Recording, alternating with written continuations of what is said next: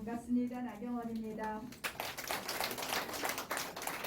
토요일 아침에 시간을 내시는 것이 쉽지 않은 일인데 이렇게 귀한 시간 내주셔서 너무너무 감사합니다. 또 반갑고 정말 제주를 지켜주시는 강원동지 여러분들께 거듭 감사드립니다. 제가 제주에는 개인적인 인연은 저희 시어머니께서 그 법관 출신이세요. 그래서 늘 제주도 며느리라 그러면서 서울에서 있는 제주 도민회 행사가 1년에 한 번씩 도민체육대회를 하시는데 제가 거의 빠지지 않고 참석합니다. 그래서 아까 4.3 유족회 관계자분들이나 그런 분들께서도 너무 반가워하시면서 좋아하셨는데요. 그만큼 우리 강원동지 여러분들이 잘 모르시는 부분이 있을지 몰라도 그동안 제주도에 대한 저의 애틋한 마음 시어머니 모시듯이 했다는 말씀을 드리겠습니다. 정말 우리 제주의 강원동지 여러분들께는 사실은 깊은 감사의 말씀을 드립니다. 제주도가 사실 도지사는 우리가 다행히 원희룡 지사가 버텨주시고 계셔주셔서 너무 감사하지만 제주도는 그동안 늘 국회의원을 배출하지 못한 것이 지금 17대부터 지금 16년간 한 명도 배출하지 못했어요. 그렇죠? 정말 제주도에서 야당의 길을 계속 걸어와 주시는 우리 강원동지 여러분들께 진심으로 정말 감사드리고요. 저는 사실 이번 당대표 많은 고민 끝에 출발했습니다. 사실 많은 분들이 아니 서울시장 경선한 지 얼마 안 됐는데 무슨 기운이 있냐 이런 말씀을 하시는데요. 개인적으로 기운이 없죠. 근데 정말 중요한 선거잖아요. 이번에 우리 당대표는 국민의 어떤 여망, 변화에 대한 여망도 담아내고 또 한편으로는 내년 대선을 지휘해야 될 전장의 장수입니다. 이 두 가지를 다 해야 되는데 제가 이렇게 보니까 제가 출마 선언을 할 즈음에 이미 막 바람이 불었어요. 변화의 바람을. 근데 이거 그냥 있으면 우리 변화의 바람을 담고 전장의 지휘도 해야 되는데 잘못하면 우리가 너무 변화하다가 내년 전장을 지휘하는 데에는 문제가 있겠다 하는 생각에 제가 나왔습니다. 저희 모두 사실은 이 변화의 바람에 대해서 받아들일 준비를 해야 됩니다. 그러나 우리가 내년 전쟁을 이기려면 우리가 이 얼굴만 바꿔서는 안 되거든요. 아시겠다시피 저는 이기려면 무엇을 해야 되느냐, 선거를 이기려면 무엇을 해야 되느냐. 첫 번째는 무조건 이 선거에서 우리가 야권 단일 후보를 만드는 게 제일 중요합니다. 여러분, 지금 우리 당내에만 후보가 있으면 조금 쉬워요. 그냥 당내 후보들 경선 관리만 하면 되는데 지금 밖에도 많아요, 후보들이.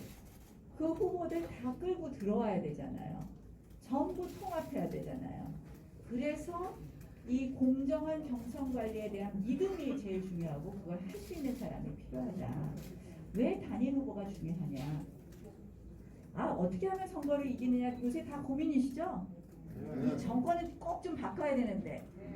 그래서 우리 다 그 생각밖에 없으실 거예요. 우리는 어떻게 하면 이길 거냐? 지난번에 문재인 대통령 당선됐을 때도 문재인 대통령 득표율이 41%였습니다. 우리 안철수, 유승민, 홍준표 후보 득표율 합계가 얼마인지 아세요? 52%였습니다. 그 엄혹한 시절에도 야권이 단일화됐으면 혹시라도 단일화됐으면 이길 수 있었다는 걸 보여주는 겁니다. 지난번에 우리 재보궐선거, 서울시장, 부산시장 재보궐선거 우리 엄청난 국민들 분노가 있는 것 같잖아요. LH 사건, 세금 문제, 부동산 정책 너무너무 국민들이 화가 났을 것 같고 2030의 분노. 그런데 민주당 후보 득표율이 얼마냐? 39.9%, 40%입니다. 그러니까 결국 뭐냐? 아무리 분노를 해도 국민들이 아무리 싫다고 해도 민주당의 40% 고정 지지층이 있다고 봐야 됩니다. 우리는. 그러면 야권은 분열하면 필패입니다. 뭉치면 살고 흩어지면 죽습니다. 그래서 야권 단일화, 통합 후보가 첫 번째도 두 번째도 세 번째도 중요하다. 그러면 이 통합의 숙제 여러분 한번 생각해 보십시오. 이게 간단하겠습니까? 윤석열 후보 우리 당에 들어왔다고 막 신문기사 쓰니까 어제 공식적으로 앞서서 예단하지 말아라. 불편한 기색을 말씀을 하셨고요. 또 뭐 제가 그쪽과는 직간접 소통을 하지만 지금 전체적인 우리 이 뭐 윤석열 후보는 물론이고 왜냐면 제일 지지율 높은 사람이 밖에 있으면요 우리 당은 그냥 빨려 들어갈 수 있어요. 그 양반도 데리고 와야 되고 뭐 안철수 후보 당도 튀어나가지 않게 데리고 와야 되고 이런 거 다 하려면 그래도 정치 좀 해본 사람이 낫지 않겠습니까? 그렇죠. 그래서 그 또 제가 여러분들 잘 모르시지만 제가 계파 없는 정치인입니다. 제가 엄청 잘 나가는 정치인 같으시죠? 저 진짜 죽을 고생을 다해서 사서는 우리 당의 계파의 그 시작은 2007년 친이 캠프에 있었느냐 친박 캠프에 있었나입니다. 이명박 대통령을 만들려고 했느냐 박근혜 대통령을 만들려고 했느냐인데 그때 제가 중앙당 당대변인을 해서 어느 캠프에도 속하지 않았습니다. 그래서 제가요 꼭 험한 거는 저보고 하라고 그러더라고요. 공천도 한 번은요 못 받았어요. 그래서 19대 때는 공천 못 받아서 2년 쉬었다가 그 동작구 선거라고 아무도 거기에 안 나간다 그래서 후보 등록일 이틀 전에 그 926표 차이로 겨우 이겼습니다. 노회찬 오빠한테. 뭐 안 되는 건 꼭 저 시키시더라고요. 그렇게 힘들게 왔지만 제가 계파 없다는 것은 그만큼 공정하게 경선을 관리할 수 있다.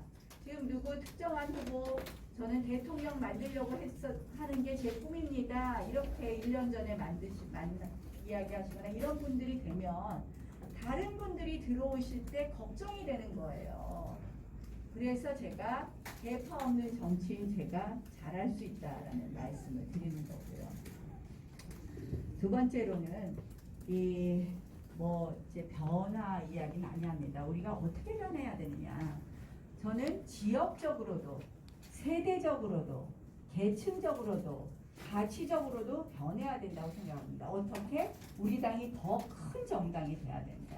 우리가 더 아우르는 정당이 돼야 되는데 지금 보면 우리 원내대표님이 울산 출신이다 보니까 우리가 좀 중원을 잡으려면 그래도 수도권 당대표가 좀 낫지 않겠습니까?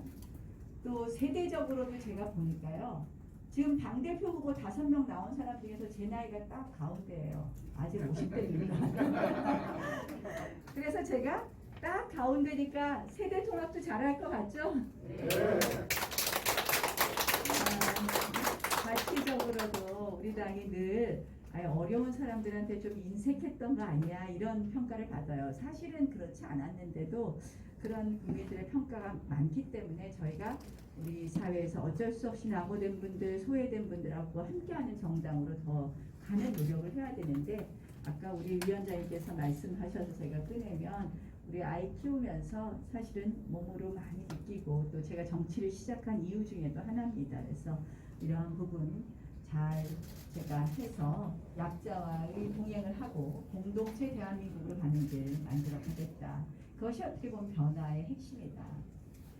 그리고 저는 우리 당 변화의 가장 중요한 것은 우리 당이 당원을 존중하는 정당으로 바꿔야 됩니다. 우리 당은요. 당원 이름이 책임당원이에요. 책임. 당원은 책임만 있고 권리가 없더라고요. 아시죠? 네. 선거 때만 되면 또 100% 여론조사만 맨날 이야기하고 그렇죠? 네. 당원이 책임이 아니라 권리가 있는 당원으로 바꾸겠다. 그거는 첫 번째는 공천 제도부터 바꿔야 됩니다. 위에서로부터의 공천이 아니라 아래로부터의 공천이 되게 돼야 됩니다. 당원이 좋아하는 사람, 당원이 추천하는 사람 해야지 위에서 지도 보고 장기돌 놓듯이 사람 떨어뜨리면 안 된다. 이게 제 원래 평소 소신입니다. 제가 18대부터 오픈 프라이머리 이야기를 계속했습니다. 저는 아래로부터의 공천 해야 되는 것이 당원이 중심이 되는 것의 첫 번째이다. 제가 보면 우리 당이요 잘못하면 소수 몇 명에 의해서 움직이는 정당이 되는 경향이 있습니다. 제가 솔직히 말하면 저도 이제는 원내위원장이라서 더 솔직히 말하면 제가 원내대표 할 때 보면 우리 국회의원들이 끝까지 앉아있는 상임위에 끝까지 앉아있는 것이 민주당보다 덜해요. 왜 그러냐면 민주당은 그 출석률을 다 계산을 해서 다 정리해서 공천할 때 다 반영합니다. 빠지면 안 돼요. 이 공천할 때 객관적으로 지수화를 해서 그걸 딱 먼저 합니다. 그리고 정말 그런 부분에 있어서는 아래로부터 공천이 되게 하는데 우리는 그거보다는 그거는 공천에 반영이 안 되고 이상하게 다른 네트워크로 공천이 자꾸 되니까 우리가 항상 계파 갈등 문제도 있고 당원의 의사가 무시되기도 하는 것 같습니다. 제주도 당도 사실은 지켜오신 당원들이 많이 계신데 그 의사가 잘 반영이 안 된다 하는 그런 답답함이 가끔 있으셨을 것 같습니다. 그래서 정말 정치는 발을 땅에 붙여야 되는 겁니다.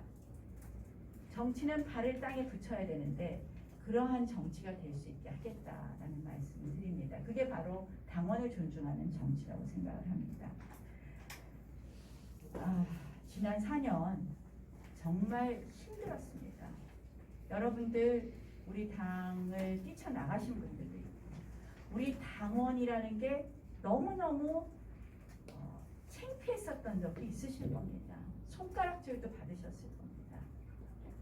그러나 우리는 정말 당을 지키면서 이 대한민국의 건전한 야당으로 거듭나기 위해서 노력했습니다. 야권은 많이 분열되었습니다. 저 나경원 여러분들과 함께 당을 지켰습니다. 그리고 여러분들이 같이 도와주셨기에 정말 문재인 정권의 잘못을 외쳤습니다. 문재인 정권의 위선, 무능, 독선 제가 원내대표 할 때 헌법 수호 외치면서 패스트트랙 저지했던 거 기억하실 겁니다. 우리가 그때 그 공수처 결국은 이 정권의 모든 잘못을 덮기 위한 공수처라는 걸 말씀을 드렸는데 지금 현실화되고 있습니다. 검찰은 완전히 장악했습니다. 제가 이야기했습니다. 문재인 정권 신국제국가 될 것이다.